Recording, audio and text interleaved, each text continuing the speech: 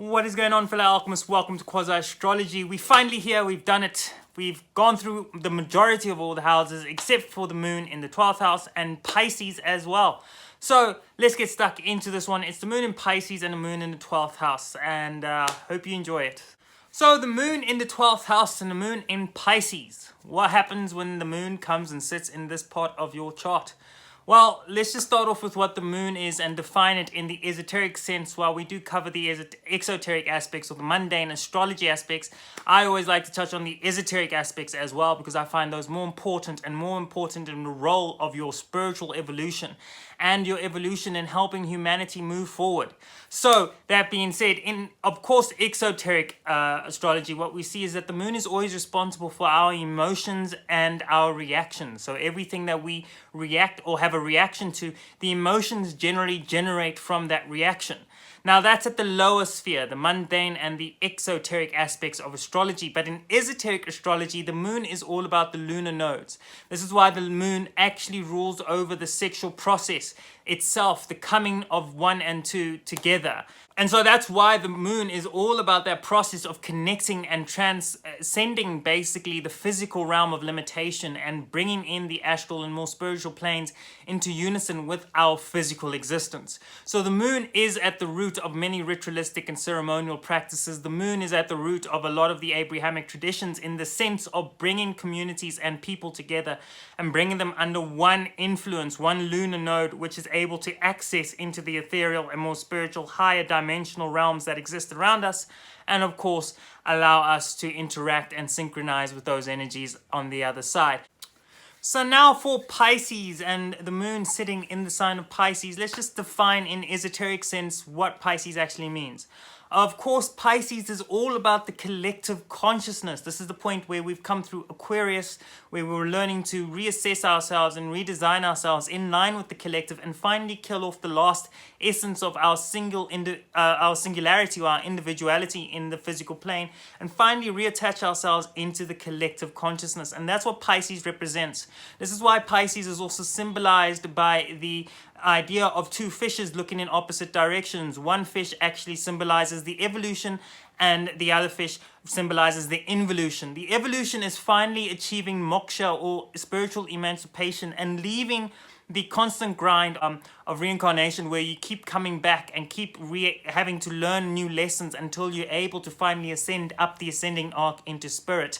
And so that's the evolution aspect of Pisces, where the involution is failing at these objectives and having to go through that whole process again of reincarnating until you're able to finally learn the lessons and your individual self is able to take off and go into the spiritual sign of emancipation. And that's Pisces again. So that's why Jesus, in a way, in the Abrahamic traditions really comes to a head in Pisces, and why that whole theory or sign of coming back and being reincarnated is all the sign or plays the role of Jesus Christ being the one who finally finds the way out and reaches spiritual emancipation. And that is also why Pisces is also known as the fisher of men. This is where all of those individuals who have spiritual knowledge, who have acquired some grander understanding of our universe and our existence and the whole way everything flows into each other, really find a way to sit inside Pisces and help people who are searching for those spiritual nodes and that spiritual information to get out of the constant grind of physical gross matter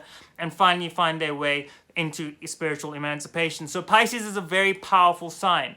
And in esoteric astrology and in exoteric astrology, we see two different translations here. In exoteric astrology, in particular in Vedic astrology, because Pisces rules over the 12th house, we tend to see a very malefic translation of Pisces and the 12th house, in the sense that a lot of the planets get lost. All those good beneficial energies get lost inside of Pisces and the 12th house.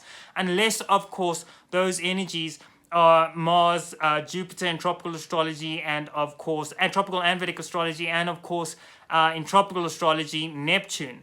Now that's all because Mars wants to be known, and Mars is going to tear through anything it needs to tear through, so it is known. And Jupiter is just so big, it's going to be known anyway, and it's the guru, it's all about the spiritual teachings.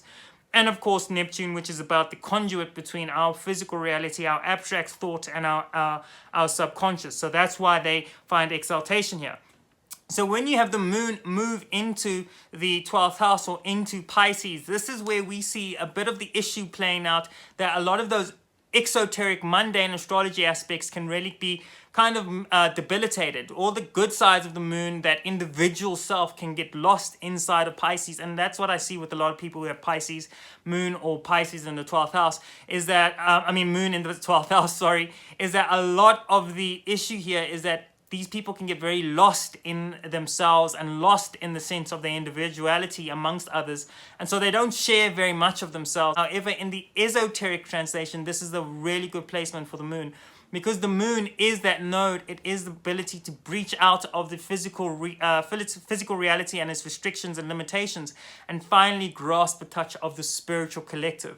And so with the moon here, of course, standout points is mediumship, psychic abilities, if you believe in all those things, and also just a profound understanding of the very tidal emotional nature of the universe as a whole. A cosmic doctorate almost is what the moon in the 12th house and the moon in of course Pisces can really give the individual with this placement, is this profound psychological doctorate of understanding the cosmic nature of emotion and the cosmic nature of psychology as a whole. And so it's quite a beneficial placement to have in the esoteric sense, but it can be quite challenging to find that individual in, of course, the more exoteric and mundane concepts of astrology. And that's where all the struggle can come through. We're trying to balance those two out and trying to find the prominent sides and the beneficial sides away from all the malefic and debilitating nature of having moon in the 12th house. Or if you have moon in the first house and your first house is sitting underneath Pisces, there can still be a